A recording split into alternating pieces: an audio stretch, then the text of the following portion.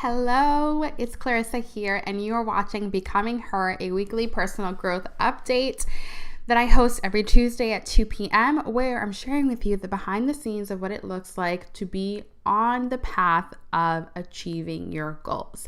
If you are just watching this series for the first time, I'm going to give you a little bit of a background. I own an academic life coaching company I have for the past 6 years, and my becoming goal, so the goal that I have chosen to work towards in order to become the woman it is who can achieve it, is to earn $100K solely from my coaching company in a 12-month period and / work with 100 students in a 12-month period.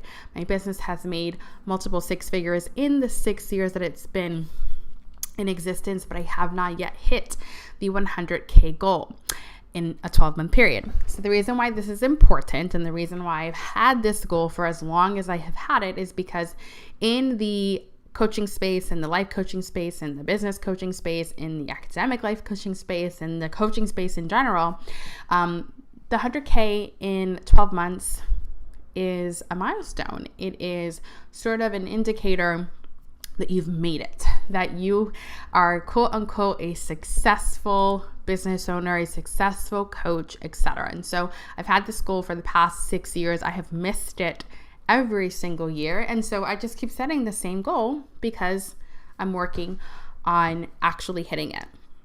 And so this is video 7, I believe, of this series. And I have worked through a lot in the past 7 weeks. And this video is going to be a recap of a retreat that I just went on. It was a 4-day virtual retreat. There were half of us who had gone in person, and then half of us just did the retreat from home. I was going to fly out to California to be there in person, but it was giving me a lot of anxiety to be away from my 20-month-old daughter. And also the flights from Rhode Island to California were ridiculous. And so I made the decision to just stay here.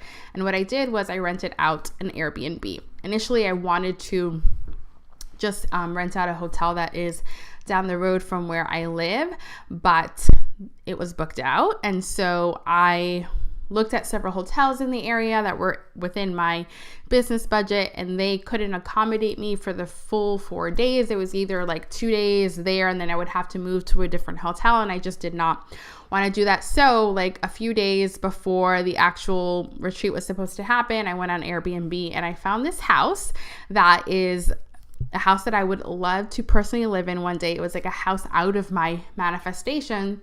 And it was the same cost as the hotels that I was looking at. So I booked it for 3 nights, 4 days. And that's where I did the retreat virtually. So the retreat is part of a mastermind that I'm in that's called the Pleasure Portal Mastermind. And it is a mastermind all on intimacy and devotion and just being very present and with yourself. I feel really nervous sharing about this. I don't know why, but I do. My heart is kind of going fast right now. So I just want to say that this was an experience for me.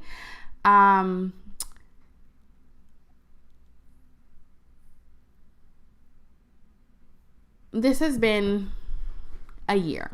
I'm just going to say that. I have gone through every stage of the path to becoming whatever it is that you desire, several times through. And I have met my future self, including this weekend now, a total of 3 times. Now, when I say that, what I mean is the version of myself who has everything it is that I desire. And when I say that I've met her, what I mean is that for a moment in time, it was like time collapsed and I was her. Like I was living in a timeline, if you believe in like multiverses and things like that. I was living in a timeline where everything I ever wanted, I had it. It was a feeling, okay? My circumstances didn't change.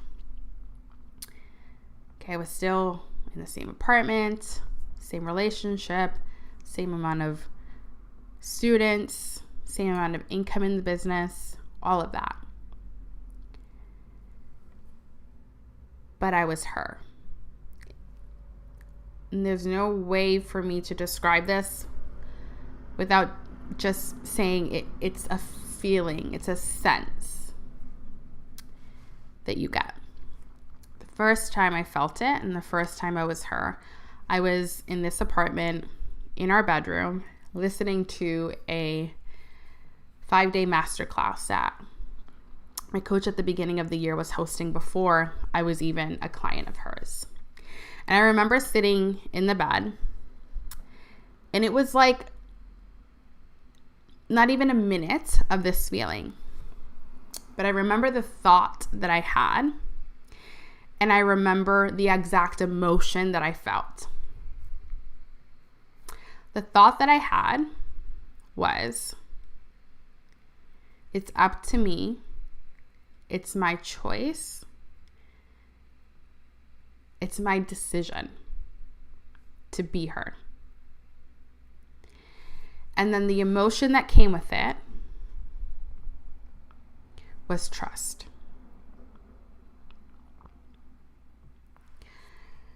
That was the first time. So I set out, this was back in January, and I wanted to sell out my one-on-one practice again with the academic life coaching students that I was working with. And I did that. And the next goal that I had was I wanted 75 students inside of my group coaching program, Educated, The Art of Becoming a Good Student.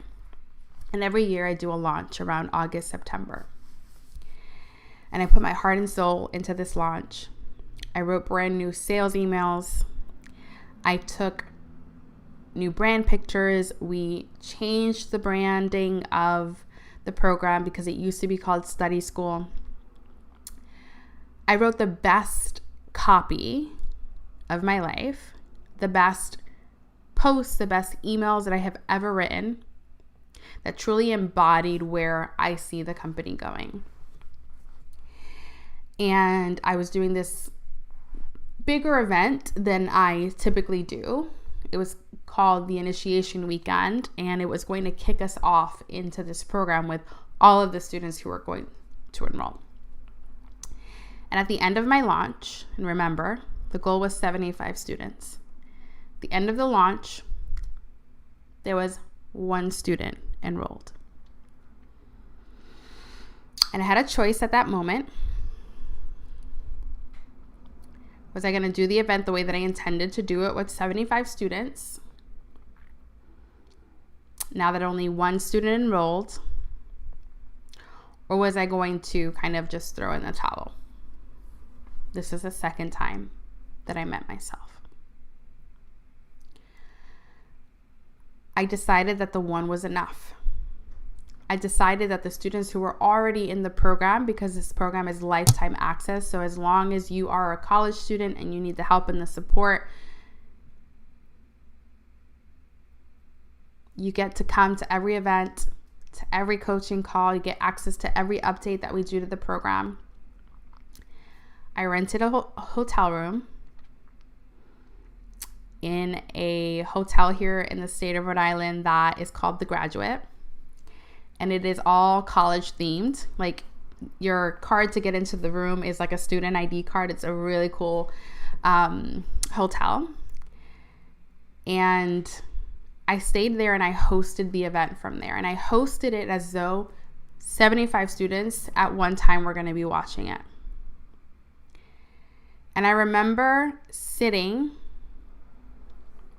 in the hotel bed, night 1, after having finished delivering day 1 of the initiation, and just bawling my eyes out in gratitude. Writing in my journal, Day 2 came. Same thing. I left that hotel and I put down my windows and I just screamed how proud I was of myself. For those 2 nights that I was in that hotel, the 3 days in full that I was in there, it was as though the timeline had collapsed and I was already living in the reality where everything it is that I wanted was here. My circumstance didn't change. Still only had 1 new student enrolled in the program. Still making the same amount of income in the business. Technically, from the outside looking in, this was a failed launch.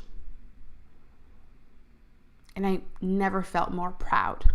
I never felt more satisfied than I have in my life. I experienced this in what I call on the journey of becoming the pit of despair. So this weekend, I go to the retreat. And I'm in this house. It's like a farm style house. Beautiful, huge yard. A kitchen with painted cabinets. I always wanted a kitchen with either navy blue cabinets or like an olive green cabinets. This had green cabinets, open shelving, stainless steel appliances, the coziest decor, this huge backyard, the comfiest, coziest beds. It's my dream house.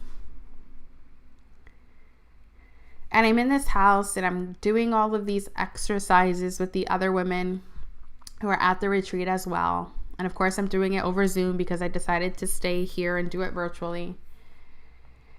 And the second day of the retreat was we were embodying different archetypes. So day 1 was the archetype of the Divine Mother. Day 2 was the archetype of the Assassin. Day 3 was the archetype of the Sacred Whore. And day 4 was the archetype of the Queen. So in the morning of day 2, which is, we're supposed to embody this assassin energy, which is basically where you're killing off the different parts of you that no longer serve. I'm sitting on the couch and I think I landed on someone's stories and it was like a mom or something. And she was crying as she was running because she was on a run. And she was talking about how you give so much of yourself as a mom and how she had like 4 kids in 5 years and like your body gives so much and you give up so much and you just feel like a shell of yourself. And how running for her sort of like brought back her feeling like herself and how grateful she was. And that word, the gratitude word, like I had to turn off the video and was sobbing on the couch, wailing. And these thoughts were flowing through my head as I'm crying. And I'm also talking to myself out loud as well because I'm processing this emotion that's coming through. And the things that stood out the most were, I don't want to live a life where my daughter believes that I was never happy. That was the first step that was going through my mind. The second thought was, what if I missed the magic? And then the third thought was, I don't want to miss my life. And I'm missing my daughter because I hadn't seen her in like 2 nights. And I'm like bawling my eyes out and then I hear a knock on the door. And at first I'm scared because I'm in the middle of nowhere. And I'm like, who is knocking on this Airbnb house? Am I about to die? And it turns out to be my husband with my daughter. And the magic of this, right, is as I'm going through this process of me like just wailing and crying, feeling I think the emotion that I was feeling was just a ton of like sadness, but it wasn't sadness because I was sad. It was sadness for how I had been feeling about my life, which is that my life was a disappointment. And I was like sort of grieving that I could even think that that was the case. And I was like, I really just wish my daughter was here and my husband was here. So I manifested them coming. And so as soon as I see who it is in the door, I like go to open the door, I grab my daughter, and then I'm like crying even louder, crying even harder, like just wailing. And my daughter looks terrified because she's never seen her mom like this. But I was just so grateful. And she was running in the yard and like we were outside with her, and like it just felt really nice to, again, it felt like we collapsed the timeline, because that was all I ever wanted. All I want is to be present and to fully experience my life and to be fully satisfied with everything it is that I have. And so later that night, when we were having our sessions, because the event was being hosted in California and I'm on East Coast time, so they were running it in California time. So all of the things that were happening during their daytime was happening during my late afternoon, evening time. So later that night, we were given some prompts to work through and all of that. And one of the things that I had journaled about that morning, right before I fully was just like emoting and expressing all of the things, is I asked myself, what do I need to release to fully step into receiving and having? So if you had watched the Becoming episode from last week, I talked about how the thing that I'm working towards the most right now is not achieving this goal, because I know that I'm capable of it. I know that it's going to happen. It's when it happens, being able to hold it, have it, and to receive it. Being able to fully appreciate what I have created, have gratitude for it, right?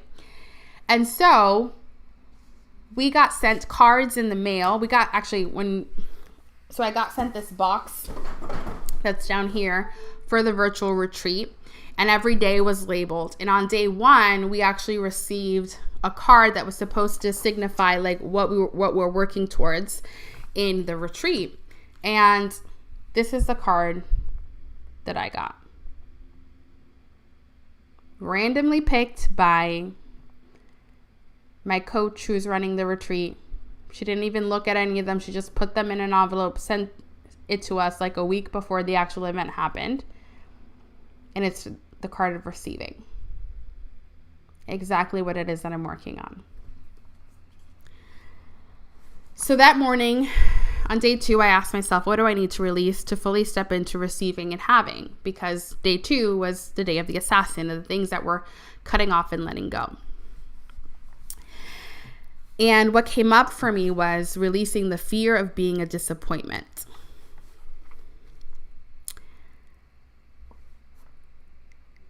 And the disappointment comes from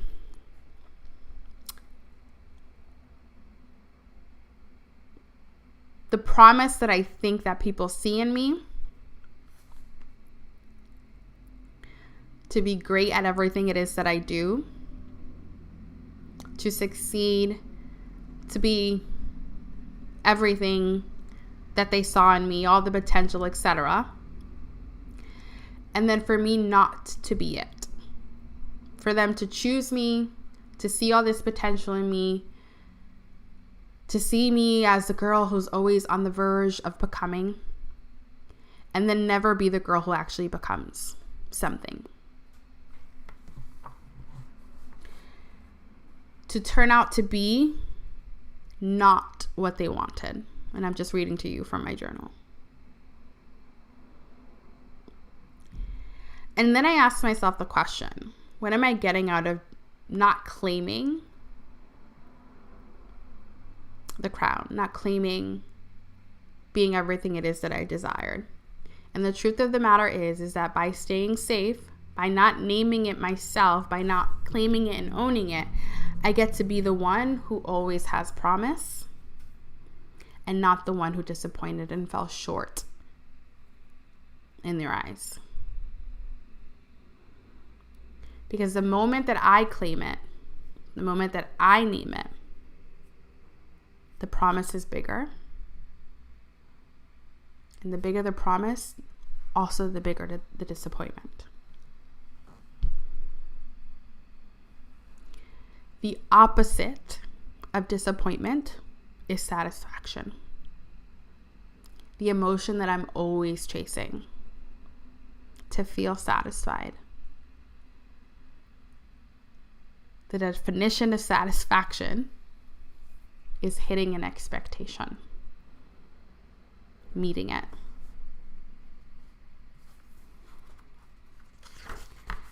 These satisfaction and disappointment are on the same wavelength. What changes whether I experience satisfaction or disappointment is where I put my focus and my attention. So we're journaling that evening, and she asked us the question, in what ways do I know that I have been afraid of owning my power? And what came through as part of me is the part of me who is afraid it won't be enough. But the even deeper fear here is the part of me that had it and missed it. And that is the thing that breaks my heart the most. And that was what I was crying about that morning.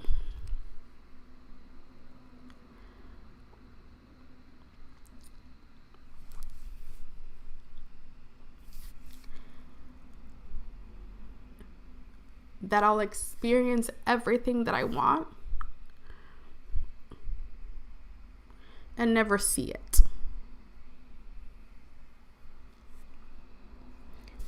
That I'll fail to recognize the value of what it is that I have. That I'll fail to appreciate it.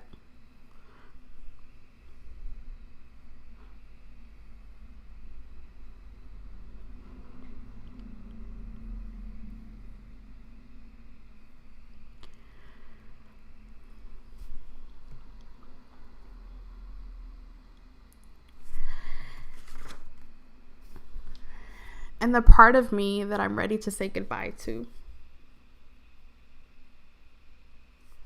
is the part of me that is waiting for someone or something to make my life feel worthy and significant enough,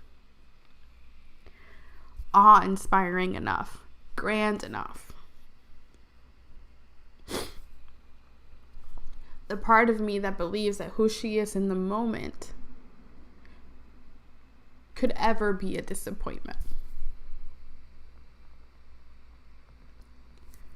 And I'm always talking about being on this journey of becoming. And what I realized this weekend is that the only version of me that exists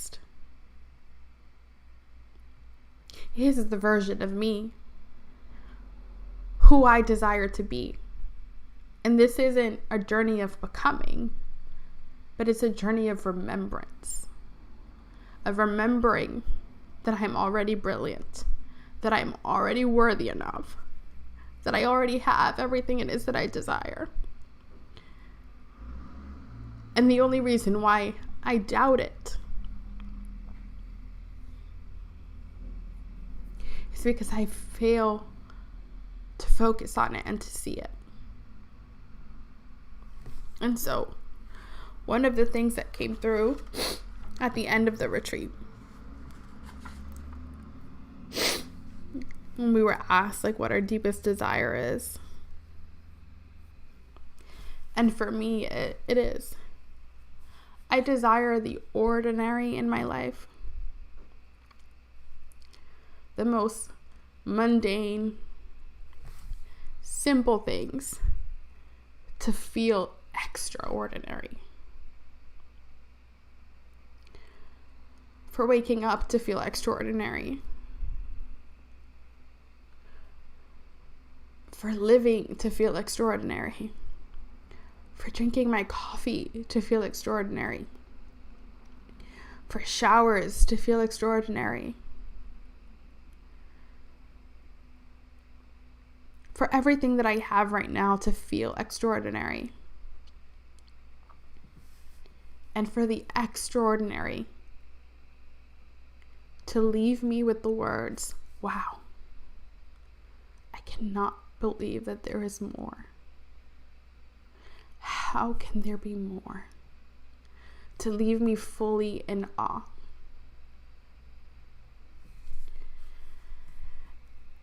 And so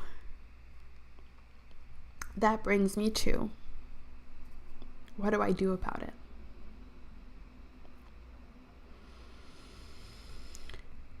I focus on the now. I focus on the now. I focus on the now. I focus on making every moment, everything that I currently have,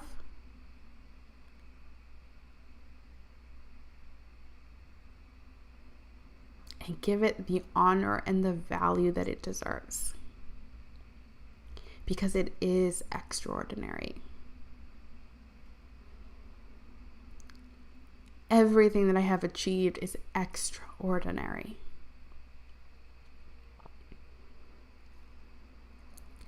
Deepening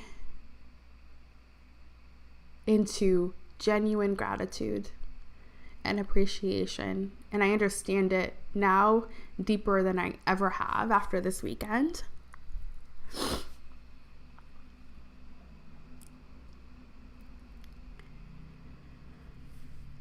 And letting the rest blow my mind.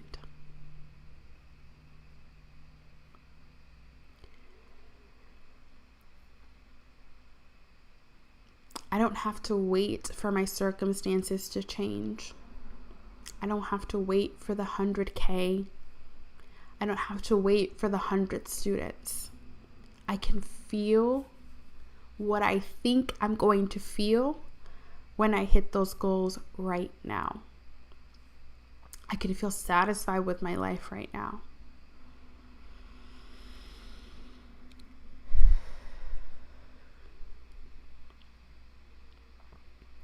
The funny thing is, 8 months ago, I filmed a YouTube series on these same concepts. And I understand them so much deeper now.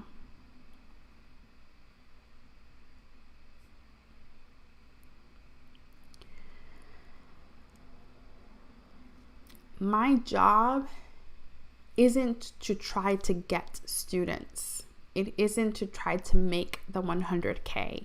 It isn't to try to wait until I have everything that I want to feel satisfied. Because the truth is, it already exists in my world. The question is, the work is, am I allowing it or disallowing it? It's not about convincing, proving, getting, grasping, trying to make it happen. It is truly about allowing. And I am allowing when I focused on the good. I'm allowing when I recognize and see how truly extraordinary everything it is that I have right now is. Because all we have is now. And when I hit 100K, that moment is going to feel like now, because all we have is now. Later becomes now. I have a podcast episode on this. That's secret to the students that I work with. I am allowing when I am present with the now, when I see the magic of the now, when I value the now. I'm disallowing when I am in lack and scarcity and I can't see the value and the magic and the significance of my life. Not anything different than what I've been talking about the past 7 weeks, but notice how every week it's deepening and deepening and deepening these truths that I already know, and the trust is growing. I'm exactly where I'm supposed to be, feeling the exact emotions that I'm supposed to feel, in the exact circumstances that I'm supposed to have. This is my life. It is happening right now, and I will not miss it. I will not miss the magic of it. I will not waste another moment in disappointment or the fear of disappointment. I will not waste another second not appreciating what I have built.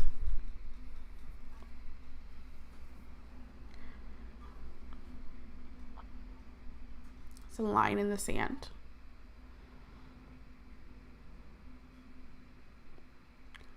All there is abundance. All there is satisfaction. And it does not mean that I won't have moments where I will feel disappointed. But I will always come back to this truth. And so, that is what happened in this retreat. For some of you, you'll get exactly what it is that I'm talking about. Others of you, you will exit out of this video so fast. But the promise that I made to myself with these weekly updates was that I would show you what it actually looks like to be on the way. Not just the beginning, the before, and the after, but the process, the messy middle. Thank you so much for watching today, and I will see you next Tuesday.